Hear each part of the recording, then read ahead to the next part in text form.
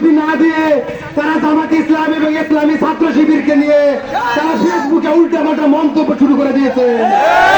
আপনারা দেখেছেন সেই দলের কেন্দ্রীয় নেতৃবৃন্দ বলে দিচ্ছেন জামাত ইসলাম নাকি আওয়ামী লীগকে জাগিয়ে তোলার বলে কর্মসূচি দিচ্ছে।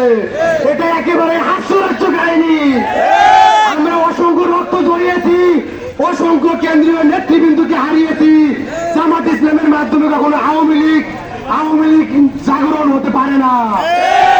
আপনারাই বরং জুলাই সনদের বিপক্ষে অবস্থান নিয়ে আওয়ামী লীগকে নিষিদ্ধ ঘোষণার বিপক্ষে অবস্থান নিয়ে আপনারা স্পষ্ট প্রমাণ করেছেন যে আওয়ামী লীগের দোসরকে আপনারা সামনের দিনে নির্বাচনে অংশগ্রহণ করাতে যাচ্ছেন।